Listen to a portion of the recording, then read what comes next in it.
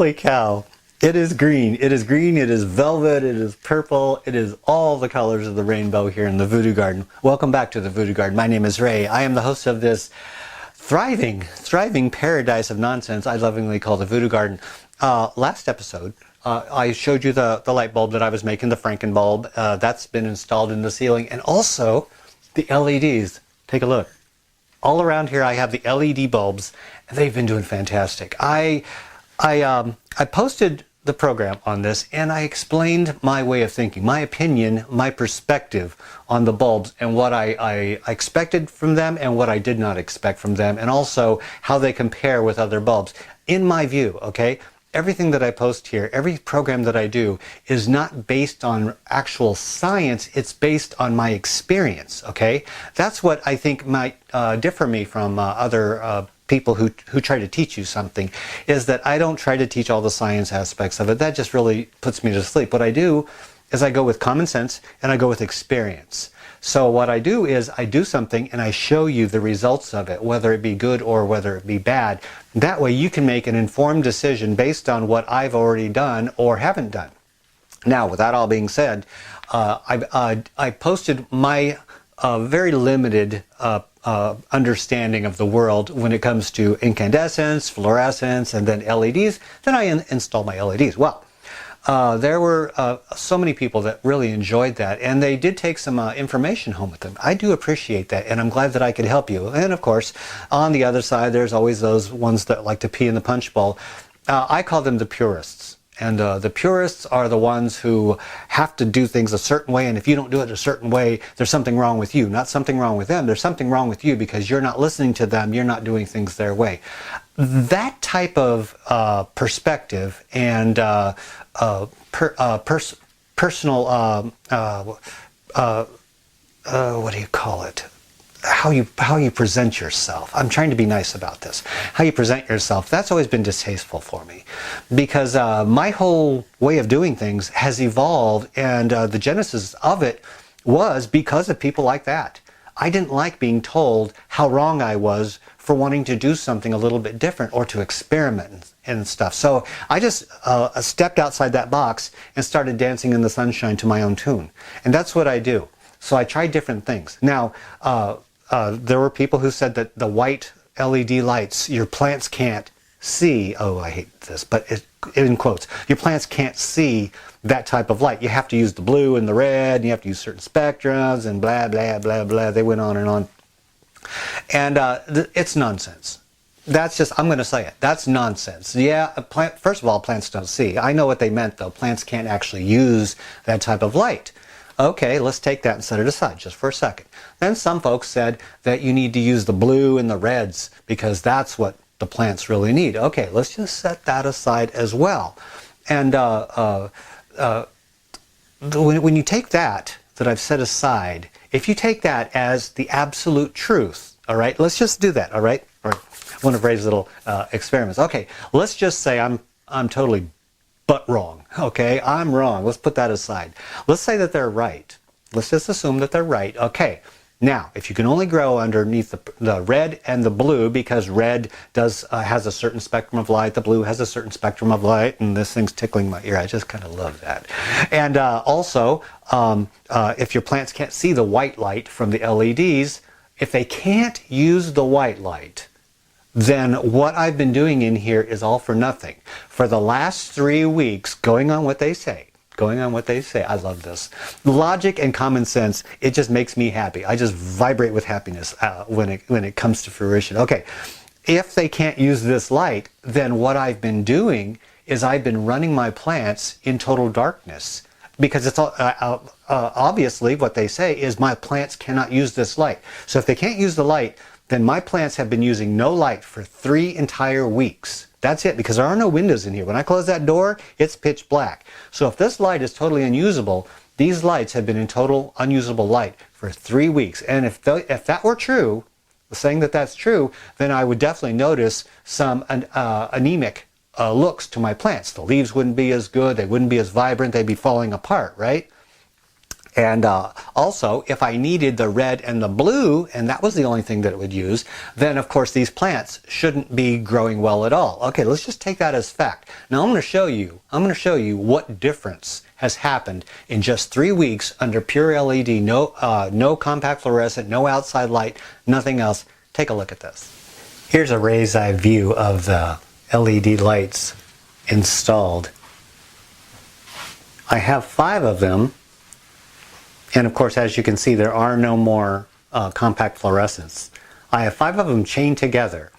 And when you do chain them together, there is no problem with them dimming out as they get more and more connected, because the AC power source is linear. It continues on. It doesn't go through any kind of transformer. So there is no dimming of the light as you add more to them. The only thing that you have to really be concerned about is if your outlet that you plug them into can handle the amps that these things are going to draw off of it. I have a 10 amp outlet, and that's way more than enough. I believe this is only 5 amps. So the draw is no big deal, but the light is beautiful. Look at this. It's even, it's comfortable. The Kelvin is only 4,000 compared to the 5,000 or 5,500 that I had on the other lights. So the light is a lot easier on my eyes, and I really do enjoy that. The plants, they actually seem to enjoy it as well. Everything grows a lot more even, and I don't have to maneuver bulbs all over the place, raise and lower plants. It's just so much easier, and it looks a lot better too. One of the nice things is that the lights are closer to the ceiling. They're not these giant bulbs just hanging down, waiting to hit somebody in the head or hit a plant.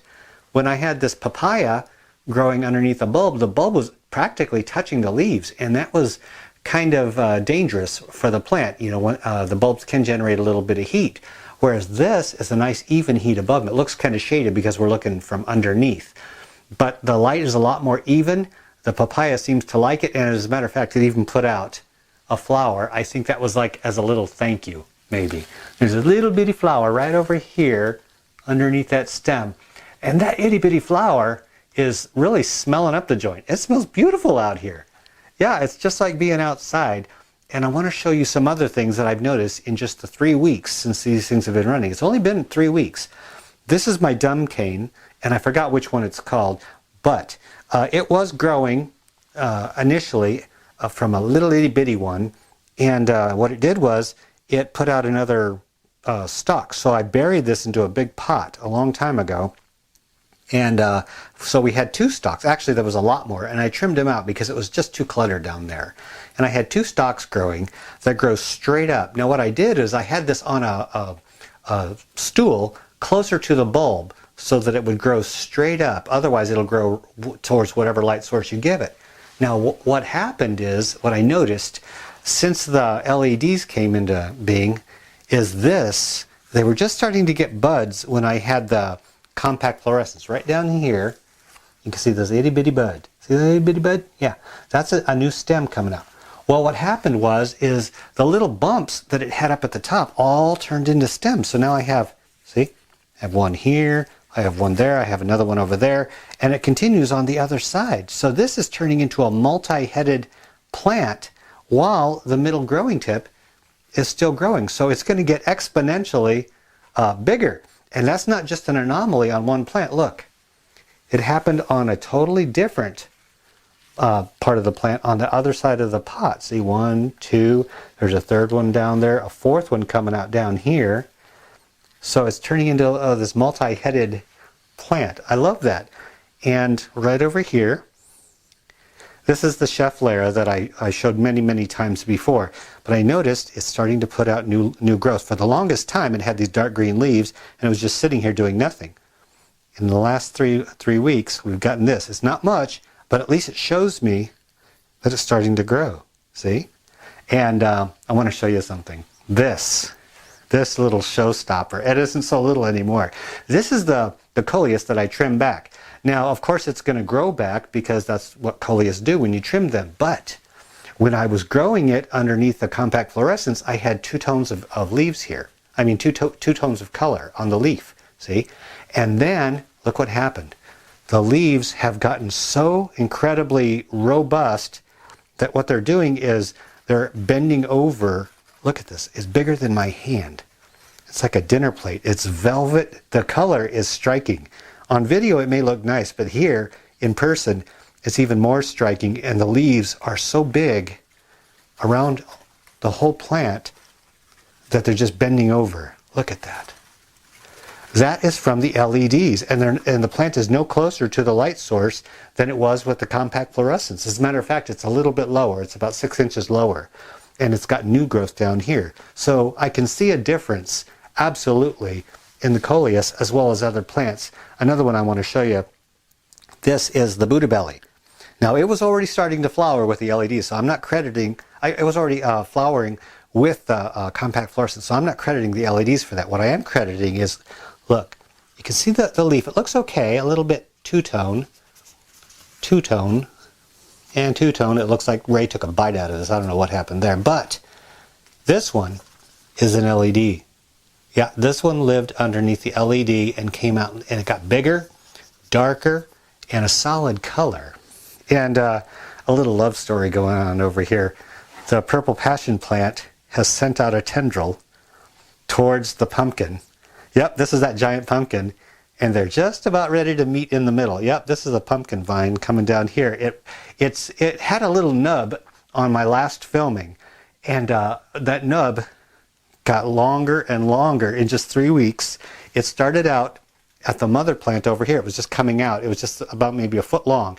Well, it fell down. I ran it through this pot, and it continued on, and now it's going over the arrowhead, and it's ready to start tangling with purple passion. Kind of a little romance going on here. I don't know what's going to happen. But the pumpkin is growing fine, and all along it is starting to put out flowers. Everywhere I look, this one's going to open up in a day or so. Yep. Everywhere along it, it's putting out flowers, and the color is a rich, dark green. See? Look back there. Yeah, that's absolutely beautiful. And right over here, I'm going to swing over to the right. I got some experiments going on over here, but this one, it was just starting to put out one flower 3 weeks ago, and I put this one up close on a stand by the LEDs, and now we have 4 flowers, and I think we're going to have, oh, no, we have 5. That one's from overnight. And yeah, so it's doing beautiful as well. I could go on, and as a matter of fact, I think I might. What the heck? This one here, look at this. This is that Philodendron that was so tiny when I first bought it. It's been growing very, very slow, painfully slow. And I thought it might have had some root shock, but it didn't. It eventually got its roots right. In 3 weeks, I went from one little leaf like this to this. The red is a lot more impressive than the red before, and it has another one coming out right here. And so that's a 3-week miracle for this plant, as fast as it grows. Look at that, though. That's going to be a beauty here in the Voodoo Garden. And I'm going to show you what's going on down here. This is a datura. And a datura is poisonous, so don't shove it in your mouth. And a lot of people don't like these because they call them invasive, they're poisonous, blah, blah, blah. Well, as long as you don't eat the thing, it's perfectly harmless. And it does put out a flower, and that's what it's doing right here. It was growing just fine, and then I LED'd the place up, and we have a flower that's going to be blooming. And anybody that's grown these, you know that the smell is this ethereal, heavenly aroma, and they only bloom at night. So one night, I'm going to have this thing blooming in the Voodoo Garden, and I'm going to get some pictures of it, of course. So I wanted to show you that. And one last one. The green on this agave has gotten a lot more striking and kind of iridescent. And I've never had that before. And so I'm really, really happy with this. And of course, the giant in the room, he's been, he, I don't know what it is, has been living underneath my Franken light, the LED light, and it hit the ceiling. Yeah, I don't know what's going on over here, but I do know that it really is liking that new LED. One of the nice things about this, it could be nice, it could be not nice, is I'm going to swing over here, and way over there in the corner, you can see my temperature gauge. It only says 69 degrees, almost 70, and this is the full heat of the Voodoo Garden. With the compact fluorescence, the heat would jack up to around 80 to 82, I believe, during the day. So they generated a lot more heat the LEDs use the light, the electricity a lot more efficiently. So it has a lot less heat. And I'm thinking that's going to be great during the summer. It's going to keep this Voodoo Garden a lot cooler. Okay, you can believe what the Chatty Cathys are saying and all of their links that they post and all of this evidence that they have, or you can believe your eyes. That's it. You know, I don't have explanations for why my plants are doing what they say that can't be done. All I know is they did this. This plant is doing something, this plant is doing something, this one's doing something. They're all having such a good time, and we got our little love affair going on here, all because they're not supposed to be doing what they're doing. Now, that's what I do. This is what I do. I do things because I want to try and go outside everyday thinking. It's always been my way of doing things, whether it be plants, whether it be my life. When people tell me, you can't do this, while I'm actually doing it, that just gives me a laugh. It gives me a chuckle. It doesn't make me mad. It doesn't make me mad. Even though those people who are posting the comments, I did remove a lot of their comments, because what they do is they confuse the people who come here, my friends who come here, and I'm trying to teach them what I'm doing here. Then you have the naysayers who are yelling about it, and I don't allow that. I mean, if you don't agree, that's fine. Feel free to post your own video on your channel and teach people your way. That would be great. That way they can learn from you. But like if I invite you into my home and I'm showing you what I'm doing, it's kind of, I don't know, a little bit rude and poor manners to tell me that I don't know what I'm doing when I'm actually doing it. You know? So I'm not going to badmouth all of that. I'm just going to tell you that there are more than enough people out there doing other things. And if they're working for them, that's fine. It makes me happy that it's working. My whole thing of gardening is, if it works for you, do it. If it doesn't work for you, try something else. This is just my little niche in the world of gardening, and it works for me. Some folks who follow my directions, it may not work for them, but more of them than not, the vast majority of them, it works for them. So if it's working for us, what's the harm?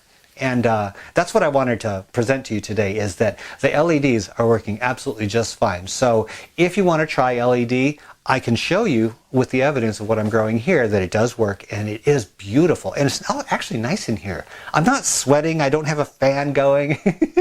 It's actually very nice.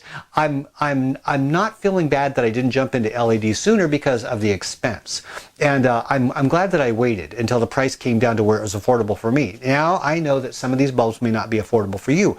Wait, you know, and do what you got to do with what you have to work with. And then when the price comes down to where it's good for you, you can feel free to make the switch, because you can see the results are working out pretty good.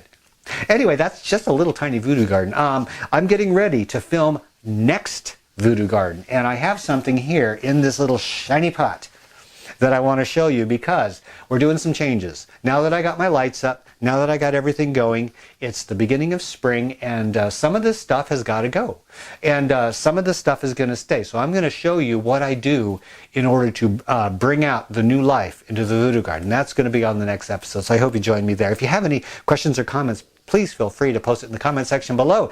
If you have any criticism or something bad to say, please feel free to go somewhere else. Thank you, everybody, and thank you for joining me in the Voodoo Garden. Until next time, Ray and his impossible little garden, we're out of here.